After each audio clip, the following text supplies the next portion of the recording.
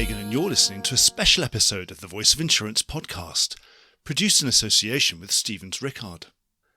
Today's guest is one of the best qualified senior insurance and reinsurance executives I've ever had on the show. That's because in a 40-plus year career, David Cabral has been in both claims and underwriting, crossed the divide between life and health and P&C, and worked at brokers, both in good times and in very bad times. He's also been in charge of a company in run-off, and he has overseen debt and equity capital raisings on the private and public markets. He's built and run operations, done M&A, and has worked at the biggest incumbents as well as the smallest startups.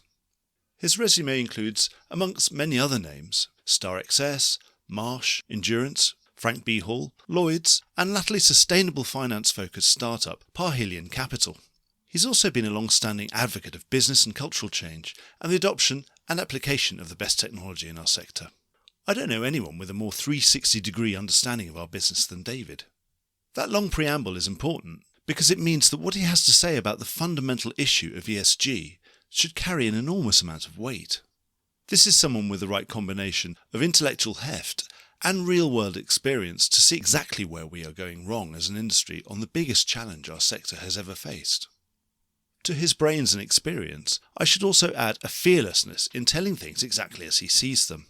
If ESG represents the greatest reset of risk since the Industrial Revolution, here is someone who has thought things right through to their logical conclusions and wants to help build an insurance sector that is fit for purpose in a world of ever more dynamic risk and exponentially growing real-time data. David is an outspoken communicator and a great advocate for our sector and the transformative power it wields across the global economy and wider society. Also, I've rarely interviewed someone able to express themselves quite so freely, and this is what I think makes this episode something a little special. I can highly recommend a detailed listen. Enjoy the podcast. This episode is supported by Stevens Rickard. Stevens Rickard Limited is an executive search firm with offices in London, Chicago and Zurich, and a specific focus on the global insurance and reinsurance markets. Whilst this is far from unique, what sets it apart is its dedication to searching beyond the obvious, its bespoke D&I reports produced for each project, its near obsession with doing the right thing by both clients and candidates, its 100% track record in completion of assignments, and the pride the firm takes in improving the businesses of its clients and the careers of its candidates. It's not all about us. It's about you. Visit stevensrickard.com to find out more. David, welcome to the Voice of Insurance. Thank you very much, Mark. A real pleasure joining you today. Oh, it's really good to have you on the show. I mean, you've had a fantastic career that we've almost made acquaintance in different times. You're one of those people I think I should have known and I should have met more times over the last 20 years. But why don't you just fill us in? Sure. Well, you would have regretted knowing me 20 years ago. I was quite a spitfire in the insurance industry, always wanting to get things done at lightning speed, and which, of course, in our industry doesn't tend to happen. So it's good that we meet now. I am conscious of nobody really wants to hear in great length everything I've done in the last 42 years. So 42, goodness, right, yes. Yeah, there's certain things that happened 42 years ago that would not happen today. Well, just give us the highlights then, David. Exactly. I would say the first 20 years of my career, I was very fortunate that I worked across the spectrum of claims, underwriting, broking, operations, and risk manager. So having that depth and breadth of experience, I think, was really very helpful because it was able to consolidate all of these experiences and really expand my knowledge considerably. And I think that always transfers very well when you're dealing directly with the client, because you understand so much of their business beyond product. I will say that certainly in that first 20 years, a lot of what I was hired for was I was parachuted in to turn around failing businesses. And you can imagine the 1980s, I was very active. Absolutely. Where were you based? I mean, you spent a lot of time in Bermuda in the States. I started out my career in Bermuda in reinsurance pre-ACE and Excel. How's that a way? Wow. So industry veterans often describe that period as they were overgrown captives that started doing third-party business. Is that actually true? That is very, very true. This is the days of Scanry. I can't think of any other names, Bolton actually. Insurance, Mentor, Insco, the list goes on. And No, I mean, it was great because I started out in claims. And by the way, for any young person that is interested in starting a career, I really highly recommend you start out in claims because, and particularly if you can be a multi-line claims handler, the depth and breadth of your experience, you actually start learning more about the policies and the underwriters that write the products because you see the end result. This is actual case law, effectively. It's just how will the policy actually respond? Exactly. And certainly then if you were as vocal as I was and you go to the underwriters and recommend a series of exclusions very quickly, So incoming, you're a claims handler rather than a claims broker. Correct. And so it was both insurance and reinsurance, because certainly at that time, Bermuda was quite a significant reinsurance market. Yeah, absolutely. And then, of course, the lovely LMX spiral hit everybody globally. But in Bermuda actually, I think, was hit even harder than London was because 99.9% of those companies no longer exist from that period. And very many of them had some form of Bermuda reinsurance relationship, and sometimes they were quite closely held as well, weren't they? Correct. So the benefit, again, was, started out in claims there, saw the end result, rapidly moved into reinsurance underwriting, and at a very young age was appointed to handle the runoff of one of those companies. So that was an incredible experience at the age of 21, having that sense of responsibility of making sure that your investors get some cents on the dollar rather than nothing at all. But a great privilege and, again, great learning experience. But as you can imagine, when you're watching an entire industry implode on a very small island, you have to think about what your opportunities are. So I did move to the United States, and that's when I jumped into the broking side of the business. Pretty exciting times, I think, because back then you didn't just rely on the commissions. You had to sell services. The fees were very, very critical for our growth. And I enjoyed my experiences at Marsh, but I think the real fantastic experience for me was working for Frank B. Hall for 5 years. Yep. And just to anecdotally share, I started working for them the week their stock stopped trading on the New York Stock Exchange because they were close to bankruptcy. Great day to start. But the benefit of that experience was the leadership team that came in at that time. Their mandate was, how do you turn around this seriously failed business? And you can imagine your competitors are knocking on the door, telling clients you don't want to stick around, they're going to go bankrupt. And what ends up happening is you learn how to run a very lean organization. And I do mean lean. We had very little support, and how to outsell and outperform. And so I was very lucky because I worked in the international division of Frank B. Hall. And as a result, they would actually parachute me into multiple countries to help out with products or to turn businesses around. Additionally, I was contracted out to be the risk manager on the international programs of many of the largest Fortune 1000 companies, based in the US.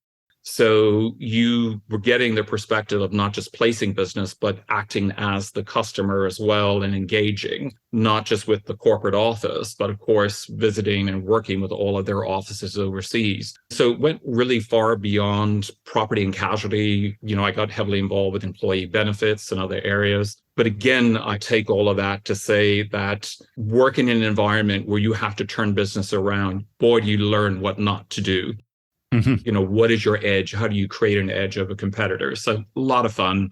And then when they were acquired by Aon, I actually became quite involved with their M&A in Europe. And so I was living and working in London and Madrid at the time for those programs. And simultaneously, I decided to go back to university. So I was studying full-time university in London as well. So good couple of decades. So that was most of your 90s accounted for, I presume? Correct. The latter part of the 90s, I had done some consulting work for Starr Excess in Bermuda. This is before they were acquired by AIG. Yep. So they were a standalone company, and they really liked what I did there on a consulting basis. So they hired me to join them. And that was a fantastic opportunity because it was at the softest of the soft market. Well, that was a very soft one. I was broking then. Yeah. Oh, yeah. It wasn't fun. It was very hard to know where you were. You kept saying, you can't get it lower than that. And then someone would come back to you and say, well, somebody else has just done it for half price. And you'd feel like a complete idiot. Listen, particularly for us, I mean, at one stage, we were putting up 150 million net limits for product liability, and you're watching the rates just plummet. And you're just thinking, I have to decline. There's absolutely no way that I can write this. So the great thing about the company is that was not a considerable amount of pressure to write top line. It really was about how to create a profitable portfolio. I worked with a phenomenal colleague and we ended up creating new casualty products. And all of a sudden we were getting a lot more business coming back to Bermuda. So that was great. We led the charge of that. And then subsequently Ace and Excel followed us as well to do that. So really great experience. I was also then asked to be, in addition to underwriting, be the chief operating officer, which came in a very interesting time because AIG fully acquired the company. They were a shareholder in the company before. And I had the responsibility of leading the integration with AIG. Interesting challenges, but I would say the great thing is at the time, Hank and Evan Greenberg were huge advocates for our company, very, very supportive. And we really grew exponentially from that. So it was quite exciting. But after a period of time of doing that, I returned to the US, working in California with Fireman's Fund and Marsh for a period of time. And then I was called back to Bermuda to be one of the founding members of Endurance. So part of the remit was to build out the insurance lines in Bermuda. And that was at the time, obviously, post 9/11. So there was a lot of activity in Bermuda at the time. And it was really great to reconnect with so many clients that I'd had an extensive relationship with. Yeah.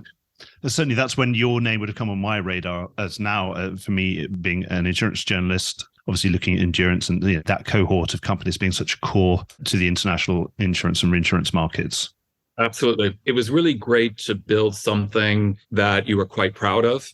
And I will give the executives credit that they gave me carte blanche to build it exactly how I wanted to.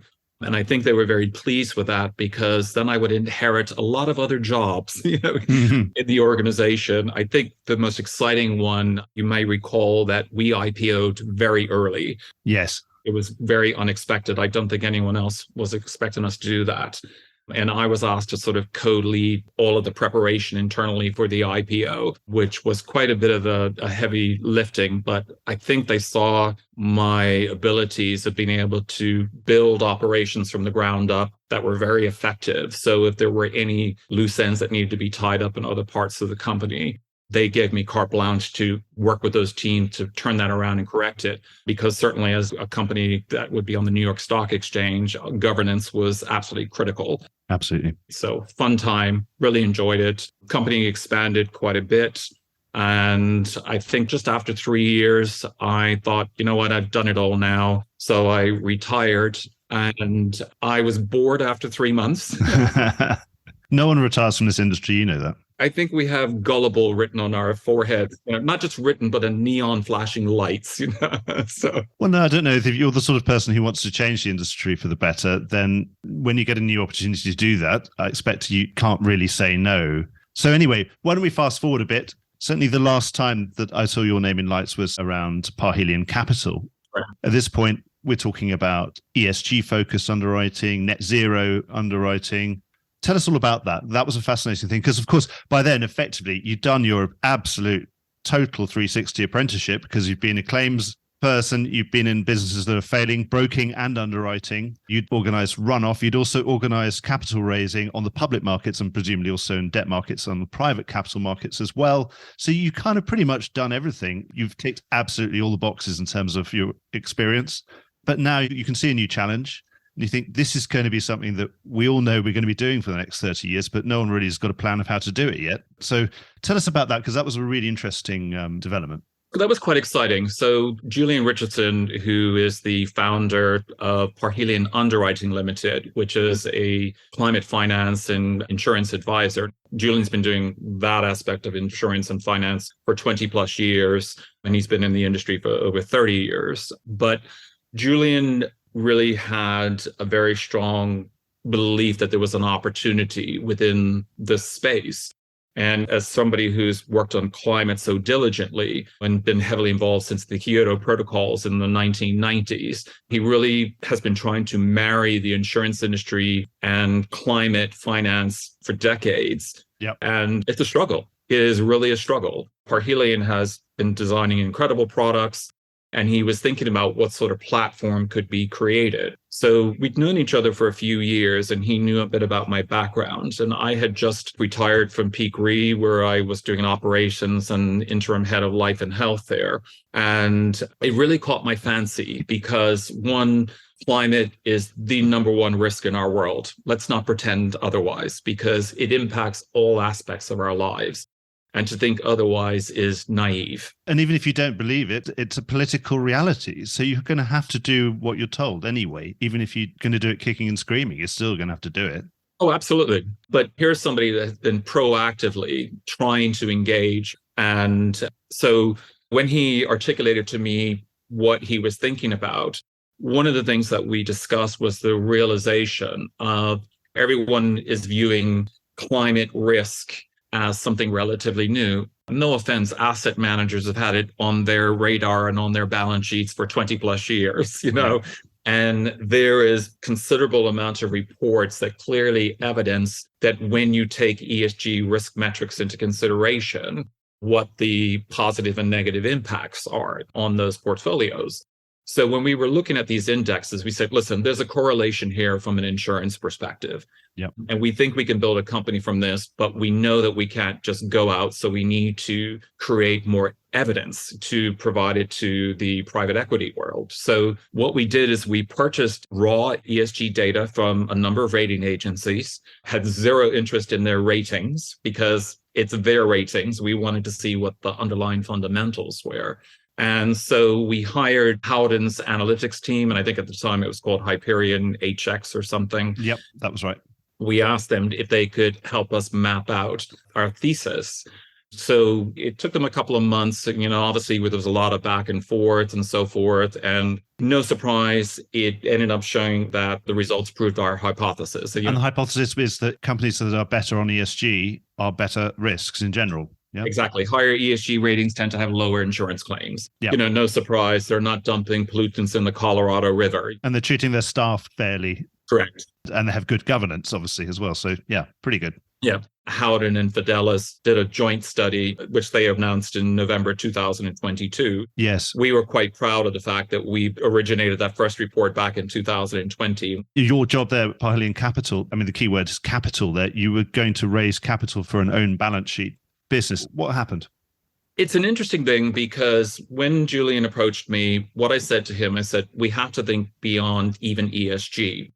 Because when you are looking at all of the factors you have to take into consideration, you don't do it as a regular insurance company. You have to now think of yourself as a technology company that happens to write insurance. And I say that because there's so many data points that are required. And in fact, I think I shared with you on one of our previous conversations, Mark, is that ESG is risk. And this is the opportunity for our industry to redefine risk because ESG permeates throughout every aspect of a business, of our personal lives. There is nothing that it doesn't touch. And so This is a great opportunity to think about what does a clean balance sheet look like that doesn't replicate what everyone else is doing. So the foundation really was a technology-driven company of which AI and machine learning was a key consideration.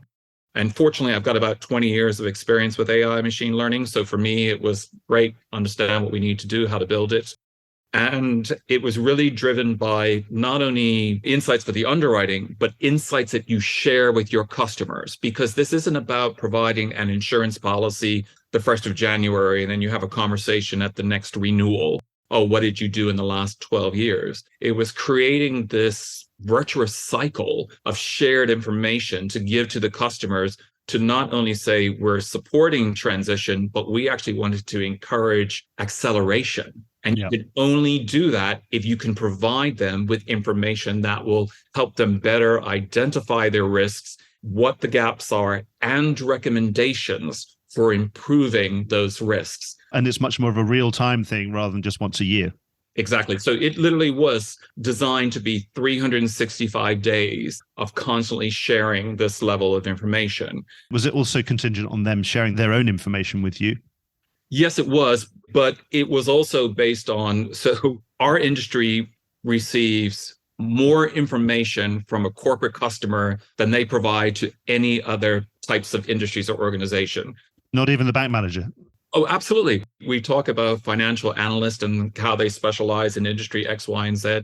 I'm not demeaning them in any particular way, but I can assure you a financial analyst does not have the depth and breadth of information that a corporate gives to the insurance industry. And the industry is terrible at extrapolating that information. They extrapolate the 5 points they believe to underwrite that one product and dispose of the rest. Yeah. A Google or an Amazon would just be in heaven to receive that level of information. So in designing this, the idea was to then approach the private equity teams and say, by the way, this is what we're doing, and would you be willing to support this? We also went to a number of insurers and reinsurers to see whether there would be a particular interest in providing some sort of equity, and then even thinking how we could then ultimately help them out with their own portfolios as well too. So it was a very sort of broad approach to take. And the feedback was very interesting. I think number one, there was balance sheet exhaustion at the time that we went in. Of course, there were a number of startups, I think, Inigo. It wasn't a great time in the market to be doing any kind of startup because people were just really retreating to their core business, weren't they? It wasn't even so much that. There was an active dislike for P&C balance sheets. No, absolutely. They were more interested into distribution. So that's why there was more happening on the brokerage side, more happening on insurtechs that really were almost like MGAs, that sense of let me get involved in the distribution because I'm not tying up all of my capital. Because by the way, when I've tied up my capital in the past, I'm sorry, but a 9% return just doesn't do it for me. You had that challenge, number one. Number two, imagine being the first voice presenting an ESG proposition. It's a tough sell. It's a very tough sell. As a journalist, I can perfectly sympathize with you. Being the messenger is not always the best thing to be because you do get shot or shot at least. Yeah. Intellectually, the interest was there, not even a question. It was the question of how do you then go back and sell it to the committee that obviously signs the checks? And that's, I think, where the struggle was for quite a few of them. We certainly had very supportive individuals within the PE world. I think one of them reached out to me recently and said, hey, have you thought about coming back to the market? I just said, no, because what's happening now, there's a lot of noise and we have to fight through the noise of ESG because what we're creating still bears no relationship to what anybody else is doing, so you've got another pile of things that you have to sort of cut through. The timing certainly seems to be better now. Obviously, balance sheets are coming into favor. I mean, it's really all to do with interest rates. Let's face it. We've just forgotten what happens when you have zero or below zero interest rates for such a long time. Correct. I mean, there's some younger people who don't even know that these interest rates are still below long-term normal. Right. The levels that we've got now. But anyway, that's given you a wider appreciation of what the industry's doing with ESG. So do you think the industry is actually at the moment on track? I can't think of a better qualified person, given your completely in the round resume to date, and also the fact that you've been out and perhaps discovered that you were too early first mover, too early to actually get the first mover advantage because you weren't necessarily backed at that time. Mm-hmm. What have you learned about the industry? Do you think we're on the right track in terms of net zero? There are very high level industry initiatives. Do you think we're getting anywhere near the right place where we need to be? No. So I'm always appreciative of reading the declaratory statements that come out. And I think some people may consider me as a cynic, but when I read the declaratory statements, the next question I ask myself is, now let me dig deeper. Because at the end of the day, there's a battle going on to show that you're trying to do something because there's a lot of activity going on and questions saying, what are you doing? What are you doing? And so you have to evidence that you're doing something. And I appreciate the need to respond. But if you're going to respond, if you're not doing much, there's a way of responding to say, we're just at the beginning, we're working on it, and we hope to be able to produce more information to share with you. not everyone's doing this, please don't misunderstand me, but to go a full PR route and try to put out a pretty 40-page report out of Europe or something, or out of London, I think it's insulting to a lot of people, because the real interest and the real focus on our industry, as you've seen, and a growing interest, actually is from people outside of the industry that are saying, wait a minute, yes, we're holding fossil fuel companies to account, and you better do this and you better do that. But there's far more sophisticated people now that are saying, hold on a minute, who's enabling these companies to actually increase fossil fuels, to drill another pipeline and so forth.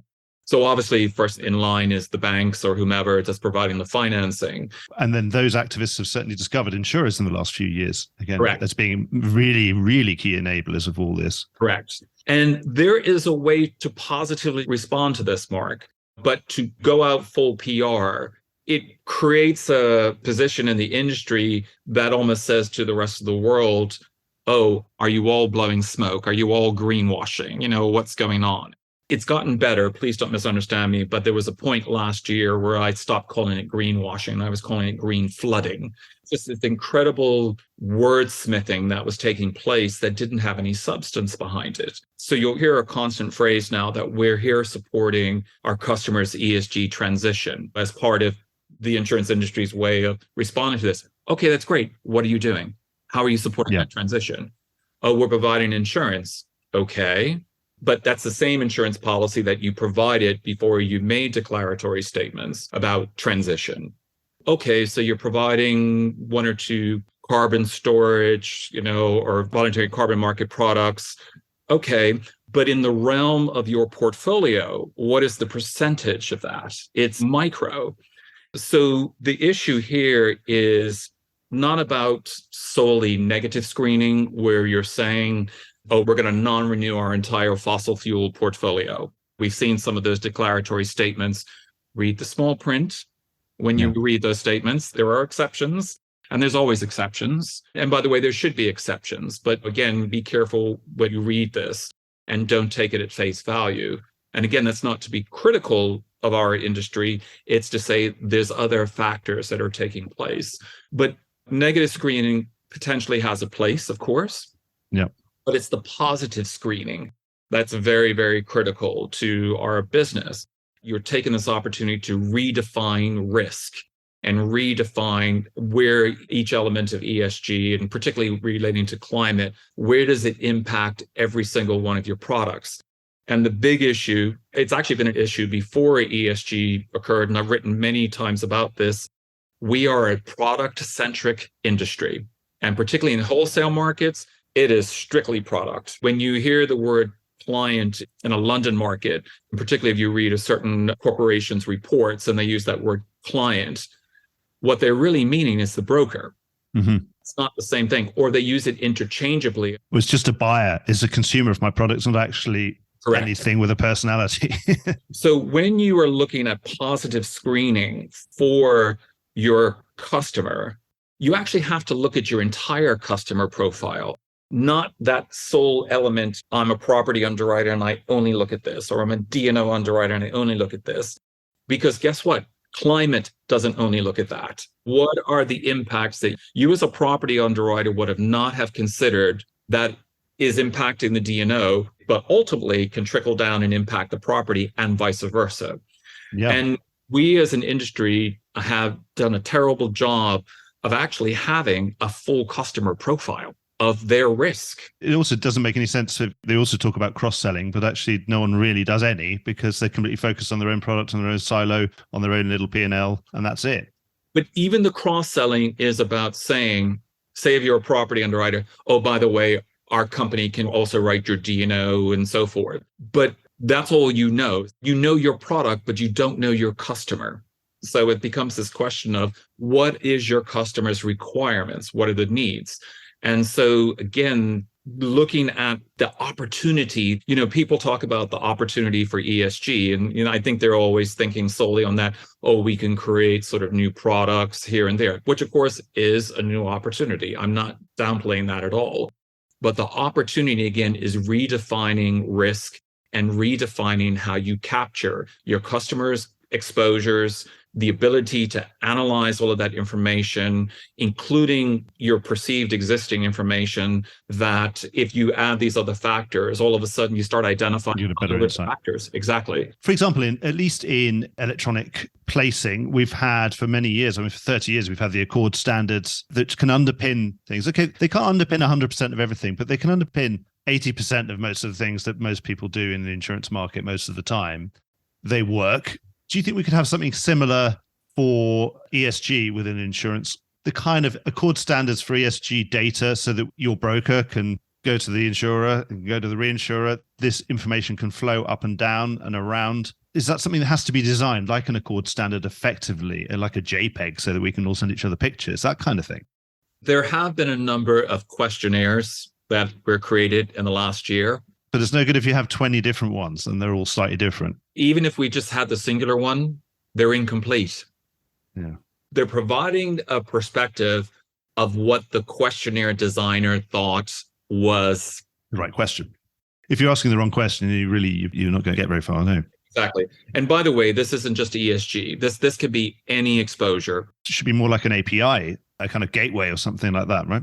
Well, this is why I'm sure we're going to be talking about AI. Absolutely. But this is actually where it's very critical. Companies are making profits now, finally. And this would be the time to finally invest in your infrastructure. Particularly now it's making the headlines everywhere. I mean, could you just get an underwriter to dump every submission into ChatGPT or its equivalent and just say, what do you think of this? You could, but then again, there's factors there that you'd want to avoid. I think you lose the intellectual property rights to any of that information if you did that. Yeah. There is an API that you can get with ChatGPT, which I highly recommend companies get, because I'm sure we all saw what happened with Samsung, where they were putting their proprietary formulas in ChatGPT, And the problem is it went into regular ChatGPT, so it's now part of the learning process. If you have the API productivity ChatGPT, you can keep within your own sort of realm. But this is where the Parhelion project was also quite different. Because the foundation was a technology company, you actually have some key fundamentals that are very critical there. And that is, you have a data lake, which if you set it up correctly, it enables you to capture all types of data, structured, unstructured, and so forth. And even if you don't use it, the way you can store it, you have that ability to go back and effectively utilize it. So again, there's a lot of information, as I said, that a lot of corporates will give to you. Again, it may be a D&O policy. And yes, of course, they know what to give with the D&O. But so many of the corporates that I have great relationships with tend to give a lot of other additional information because they want to clearly evidence that they are a well-governed organization. Yeah. But no underwriter does absolutely nothing with that information. Particularly with so many public companies now going to have a sustainability report, and they've got so many things which is going to be absolutely chock full of data. Correct. So a questionnaire is fine, but it's not going to give you the broadest picture. You have to go fishing in a much bigger pond, and you can go and create that pond almost yourself anyway, is what you're saying. Correct. So that's why, in terms of the foundation, if you have this data lake and then you develop a unified analytics platform over that, of which obviously AI is a very critical component, you can start stress testing data points that really can give you a plethora of different viewpoints of what you think the risk is. For example, I listened to a recent podcast of a carrier that is contracted out with an ESG rating company. They were saying, we're capturing 158 data points for ESG. Well, for Parhelion, I was capturing over 7,000. And that's not to critique them, that is the methodology, but it was because we set up the right infrastructure to capture the breadth and depth of what a customer provides to you. Yeah. In addition to the ESG data service providers, and that's another whole conversation altogether. Yeah. What do you think about rating, by the way, in terms of, are we going to have an AM Best S&P kind of equivalent in the ESG world for the insurance-related part of ESG? Do you think? You'd think that the standard rating agencies have got a head start because, of course, most of them have been rating green investment bonds for many, many years already, for 20, 30 years. Focused on financial materiality. Yeah. But they're not focused on the actual substance of what makes something green or not. So financial materiality ratings could be helpful to a D&O underwriter, but not for their entire portfolio. Yeah. they'll be aware that there's a potential lawsuits resulting from financial materiality. So that would be helpful. Fair enough. Do you think something would emerge? Do you think that's a great business opportunity, actually becoming that tradable source of information, public source of information about an ESG opinion, a score, that kind of thing? It is real simplification, but it's a really good starting point, at least if the company says we don't underwrite people with a score of over 52 this year, and next year it's going to be 48, the year after that will be 44. You can see how that progression is going along, and we're going to help them get to 44 somehow, which you're saying at the moment they're not actually helping much. But do you see what I mean? Will something emerge? Also, could it be imposed on us in a more statutory way? So I'll take a step back. I wouldn't say that the current rating agency ratings are not helpful. I think what they are is it's a baseline. You can use it as a baseline. And certainly we actually intend on using every single ESG rating company's data, because not one of them share the same methodology. Yeah, certainly there doesn't seem to be a huge correlation. Again, that's often the problem, isn't it? Particularly at the pioneering stage, you say, well, hang on a minute, none of these even fall in the same range. And it falls down to their methodologies and their perception of risk. So think about it in a simplistic way. If you're a product liability underwriter and you're underwriting pharmaceuticals, you know that the FDA has approved this particular drug, but does that mean you give it carte blanche to say, I'm going to underwrite it? Of course not. You're going to provide further analysis to create your own particular metrics. Yep. So I think the same applies here for ESG ratings. Even if there was either an agreement by the industry or if regulators said you will be using this entity's ratings, the reality is, as an organization, what you'll say or should say is, this is my baseline. However, I understand where all the gaps are, so now I need to build upon that. So I think what will happen is at some point there may be an agreed baseline, but it will never be 100%. That would be like using an RMS or an AIR and saying, I'm solely going to base my property underwriting on the results that are generated by those models. No, because again, you have your own perception of risk. You have your own perception of how much capital you want to allocate. And also how much of that data is real time. Yeah, I mean, it's all out of date, isn't it? By the time you get it. That's the benefit of buying raw data and literally ripping it to shreds. Our chief data officer, Sarah O'Connell, who's just absolutely brilliant, she just ripped it apart. And what we found was, in some cases, obviously they've filled in various fields. Some of the fields hadn't been updated for quite some time, because for the rating agencies and for their customers, who, again, for so many years was the investment bankers and asset managers, it wasn't a priority. Yeah. But again, risk is never stagnant. Yeah. Everything evolves in life. So where do you think it's going to go? I mean, how do you think it's going to evolve then? When we talk a lot about ecosystems, is it going to be effectively a coalition of a willing client with a willing insurer who really get on the right wavelength and actually agree to be part of this real-time data sharing and exchange relationship, and then you, the insurer, has a very acquiescent and, again, ESG-friendly reinsurer? Is that what we refer to as an ecosystem? And you've got good brokers in between, of course, enabling all those connections as well and really not getting in the way and maybe enhancing extra information along the chain. Is that what we mean by a sort of ESG insurance ecosystem? An ESG ecosystem is actually far broader than that. But I just want to step back, because you raised a very valid point there in terms of sharing that customer data. So I've known about this for years, but oddly enough, working on the Parhelion project, you can imagine that we went out to quite a few corporates, risk managers, to say, would you back this? Would you support this? Would your board support this? Because again, with our industry, you can have the world's smartest team, but if you don't have any customers, you don't have a business. Yeah, because it's not a commitment to be entered into lightly. This is a lifelong commitment and a fundamental change in the way you're going to do business. Correct. But can I share with you how many stories we heard in terms of the feedback we received when we said, listen, the whole point of this is we're going to be giving you 365 days out of the year. We're giving you access to a live dashboard, not just in terms of where your risk, because your risk isn't stagnant.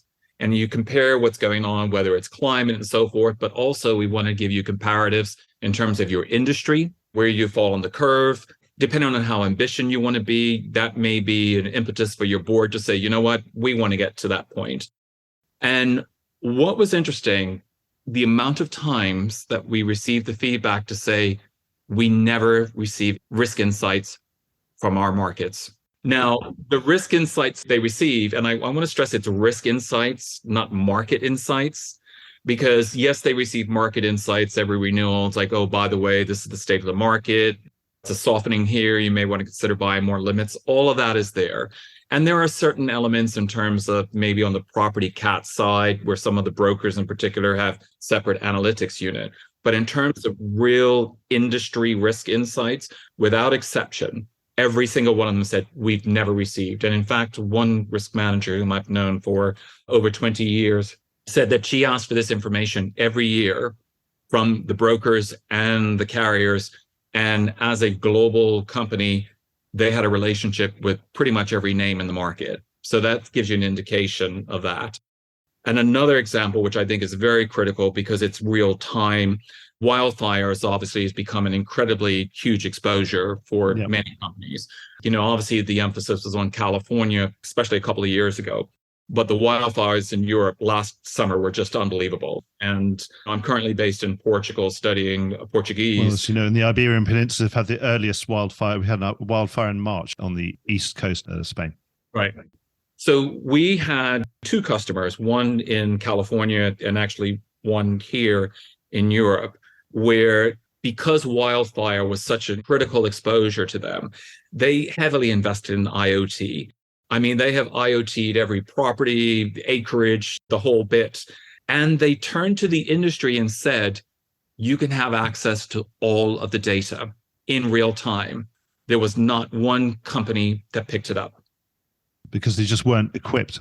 Not equipped. Because what I find is when these stories sort of come up, oddly enough, the underwriter's in the firing line. Well, the underwriter isn't responsible for the operations and planning for this level of data.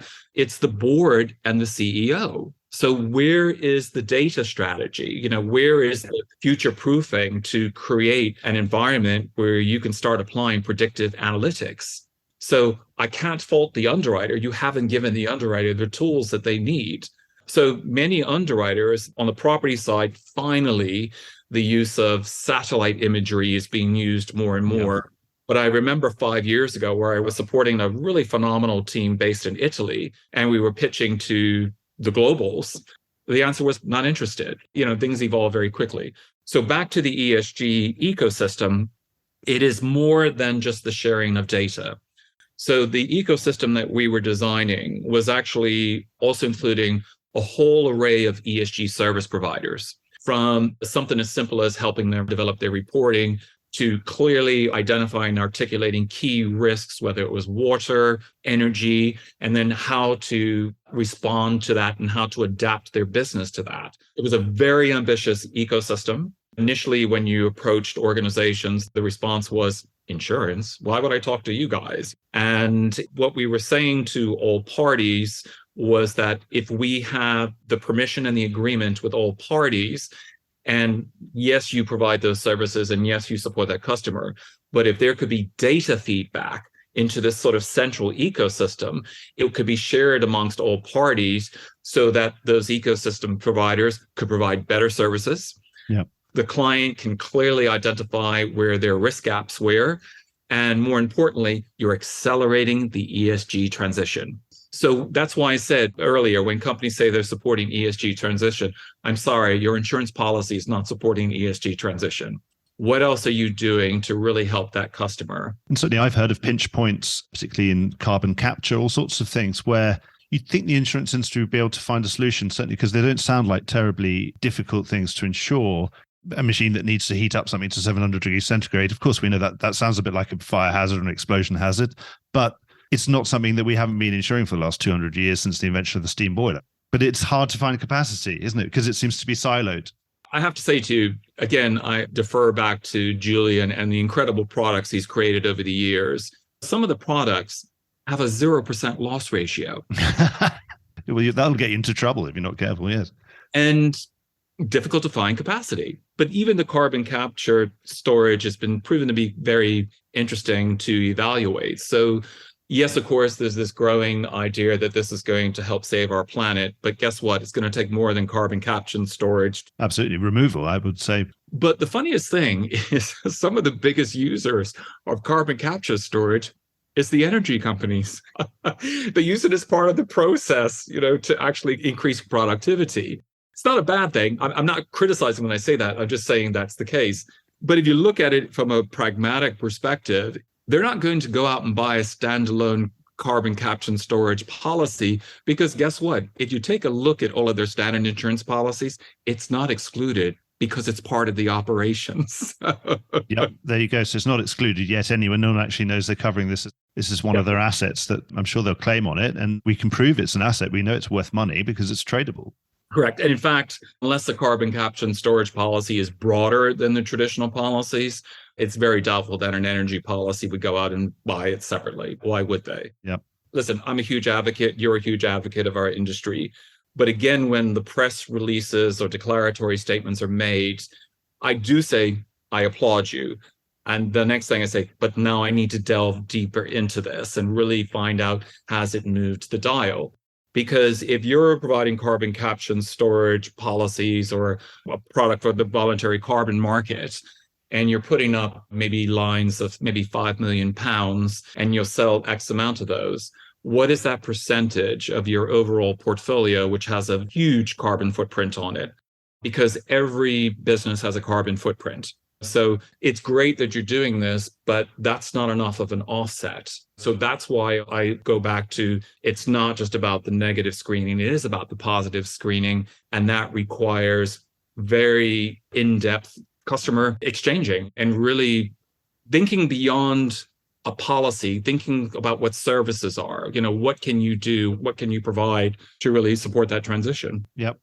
And in terms of the AI, how fast is this developing and how key is that? You're going to get this data pond and it's going to become a lake, and then hopefully it'll become an ocean, and you're going to be storing lots of stuff in there that you don't even know why you've got it yet, because you're thinking, actually, at some point in the future, I'm going to have to ask loads of questions. I don't know I'm going to ask them in the future, but if I don't have this data, I'm never going to know the answer. And I don't know what I'm going to find inside this pond or ocean. The further we go down to the bottom of these oceans, we find the most fantastical creatures, that sort of surviving at sort of how many hundreds of tons of pressure down at the bottom of the deep Mariana Trench and whatever else. But is it really, we just can't do this without AI and machine learning, I presume? It's just an literally an unfathomable ocean of data, and you need something that's powerful enough to be able to see all the correlations. I would highly encourage it. I think if you don't, you're just fiddling around. You're just blind, I presume.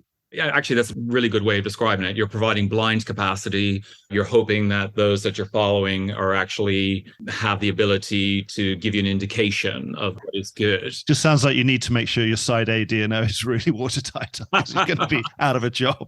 You cynic, you. So what are you going to be doing next, David? What's most likely?